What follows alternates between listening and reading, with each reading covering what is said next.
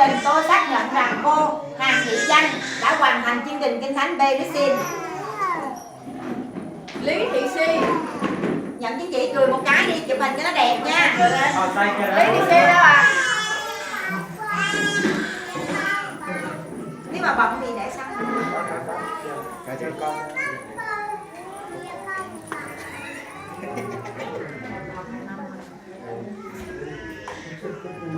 Đại diện cho chương trình, tôi xác nhận rằng cô Lý Thị Si đã hoàn thành chương trình Kinh Thánh Medicine. Cười lên nhìn nắng chè nhìn cái. Hoàng Thị Chanh. Chuẩn bị.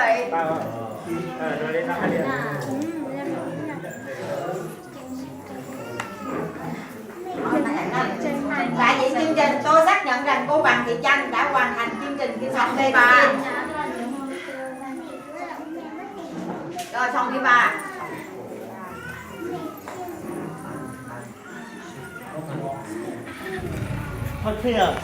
Đại diện chương trình, tôi xác nhận cô Song Thị Bà đã hoàn thành chương trình Kinh Thánh Medicine. Lào Thị Cái. Lào Thị Cái.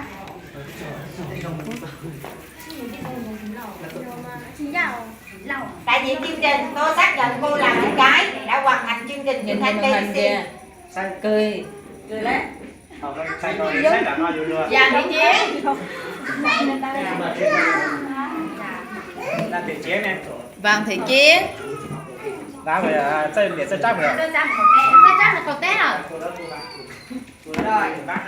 Hào Thị Vinh. Hào Thị Vinh đây. Đây là. Trả này ra đây. Đây thì cho này ra đây. Ra này xí.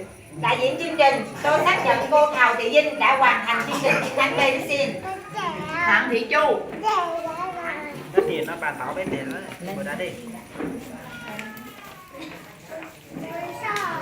Đại diện chương trình, tôi xác nhận cô Hằng Thị Chu đã hoàn thành chương trình Kinh Thánh Medicine. Và Thị Xuân. Môn đặt đẹp không? Nhất tiền đó. Phải sát phải sát to quá. Môn lúc tại có nhà khách chỉ xem. Khách phải to không? Đại diện chương trình, tôi xác nhận cô Già Thị Xuân đã hoàn thành chương trình Kinh Thánh Medicine. Hoàng Thị Mai. Bà Thị Mãi á. Cười đi cô. Mãi. Vàng Thị Mãi. Thị Mãi. Cái tên anh dành vào bàn đuôi nhá. Đại diện chương trình, tôi xác nhận cô Vàng Thị Mai đã hoàn thành chương trình Kinh Thánh Medicine. Hào Thị Mai.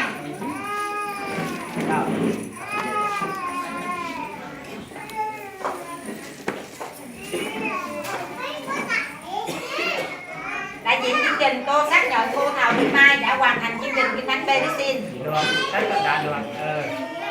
Lý Thị Kia.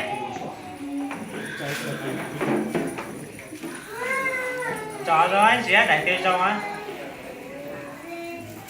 Thì Đại diện chương trình, tôi xác nhận cô Lý Thị Kia đã hoàn thành chương trình Kinh Thánh Medicine. Giang Thị Súa.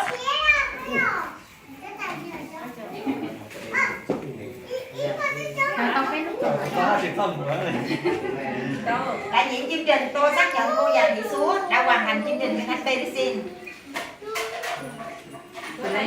Lý Thị Va.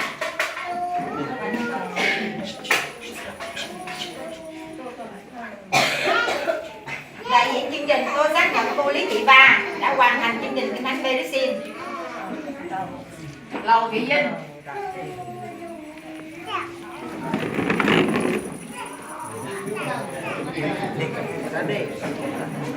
Đại diện chương trình, tôi xác nhận cô Lầu Thị Vinh đã hoàn thành chương trình Kinh Thánh Medicine. Lý Thị Xanh. Lý Thị Xanh à? Thoát xanh à? Sách của. Lý Xanh đâu rồi? Có đi. Để sách của, không để sách của đâu. Rồi, nói đi. Lý Thị Xia.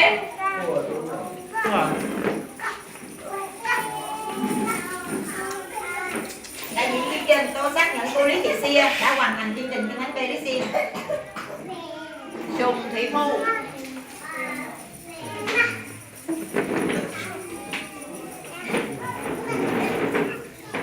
Đại diện chương trình, tôi xác nhận cô Phùng Thị Phu đã hoàn thành chương trình Kinh Thánh Medicine.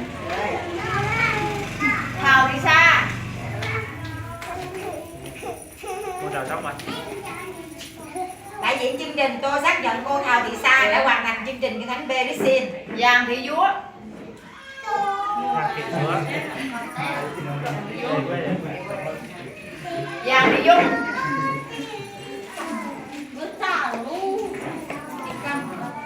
Đại diện chương trình tôi xác nhận cô Giàng Thị Dung đã hoàn thành chương trình Kinh Thánh Bericin.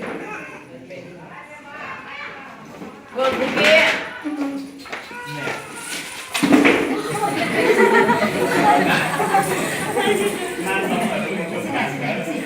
Đại diện chương trình tôi xác nhận cô Vương Thị Kia đã hoàn thành chương trình Kinh Thánh Bericin. Vương Thị Sai. Đó đó. Rồi rồi. Đại diện chương trình tôi xác nhận cô Vương Thị Sài đã hoàn thành chương trình Kinh Thánh Bericin. Hoàng Thị Mỹ. Sẽ kể cao khác.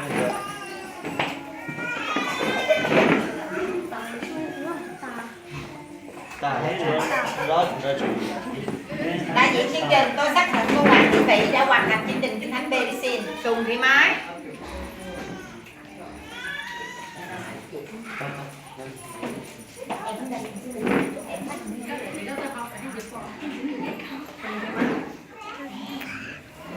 Đại diện chương trình tôi xác nhận cô Hoàng Sùng Thị Mái đã hoàn thành chương trình Kinh Thánh Bericin.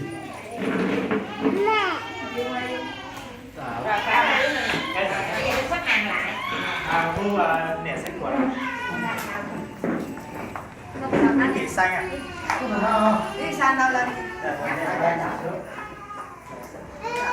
Này dia tôi đã biết rồi luôn. Đấy, để sắp xếp lại. Sắp lọc cái này, có phải dùng này trái Sebenarnya dia tiến sĩ là cao ra là cái Dạ, nó phải ra. Em ra làm sao luôn nữa. Ra hấp ra sao? Cao. Xe. cái chỗ bên này. Giờ sai, bé à, ước của anh là sư bé rồi một sao này rồi đã chỗ. Chơi chơi. Chơi.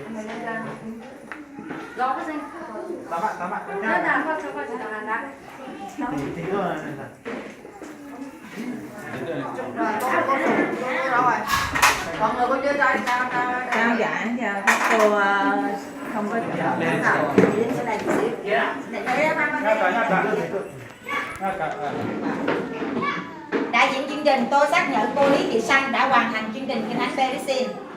sai đó. Cười lên. Xanh đã. Xanh đã. Tao. Này. Con để chụp hình tập. Đây Giáo viên mình chưa chụp tập. đây của nhau chụp cho trong mấy anh Có hai cô này nữa nè. Mấy cô này sao? Hai coi đó học trẻ. Sẽ đây chụp chung đi. đó họ lấy này chụp chung. Hoài hại chứ hả? Tới chuyện đâu, sẽ lấy chị tặng qua này. Đây chị chọn vai trò, ta chọn vai trò đi. Đây chỗ luôn, đây chị muốn cho lên Facebook nè.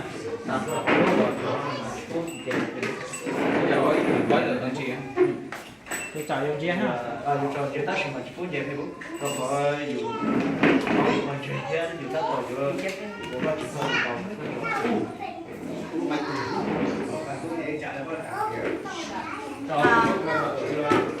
Bây giờ muốn chụp hình thì chụp đi để các cô đọc lại hướng miệng. Còn một số. Số nào của hai người? Hai người Hai người này bắn không? Không có. Hai người này bắn không? Còn mấy người này không có. Rồi. Bây giờ các cô này cùng này dịch lại nha. Đây là bây giờ là các cô sẽ đọc cái lời hướng miệng. Nhưng mà để cho dễ thì cô đọc, các cô chỉ cần nói rằng chúng tôi đồng ý hứa nguyện. Cuốn của ta để nó chừa hai bé tàu xe. Nè, nói rằng chúng tôi đồng ý hứa nguyện. Nè, cô sẽ hỏi 3 câu. Dạ.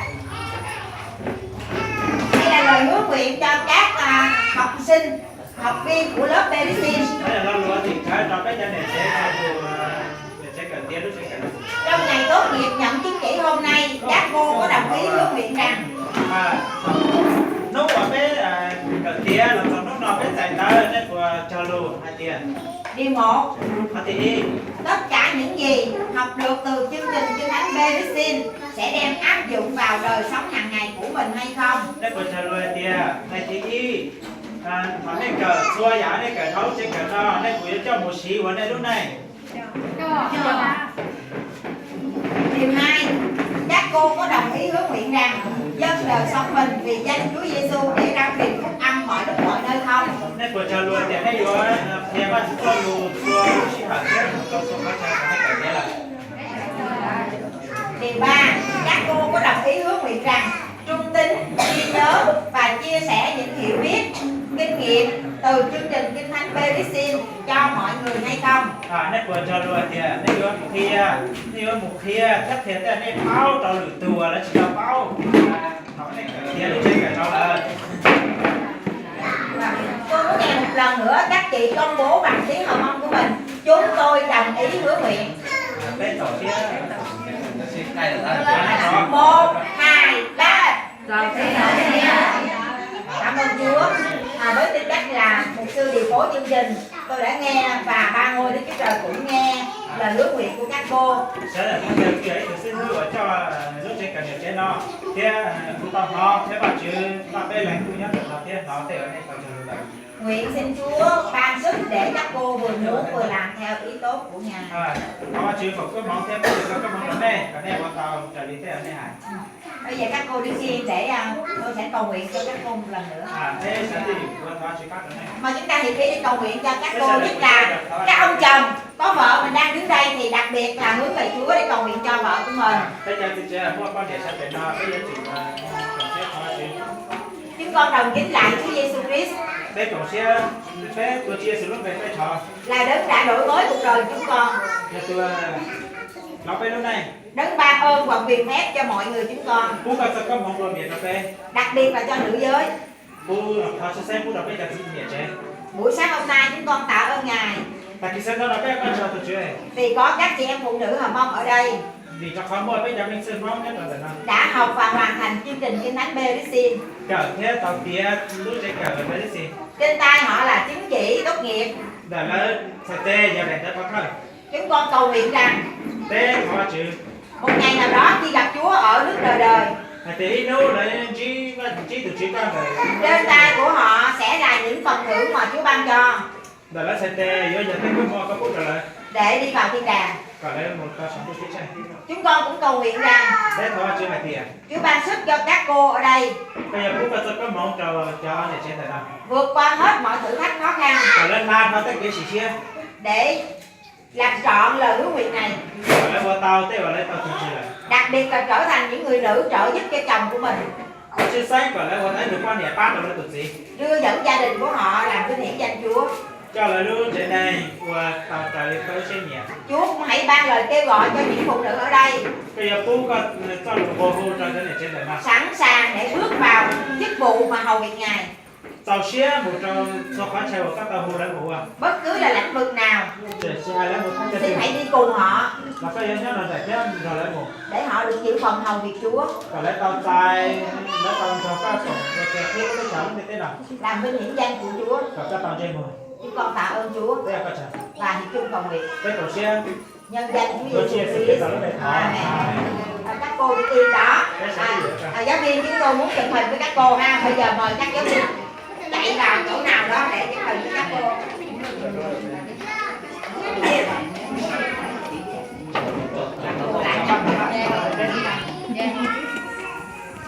Đứng cái này được không? Cô ăn kia. Mình đứng này hả? Mình đứng đây hả? Rồi.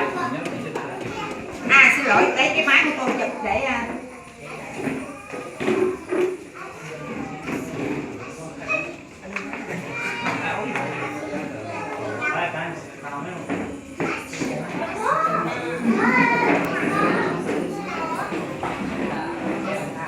Này có này đúng không?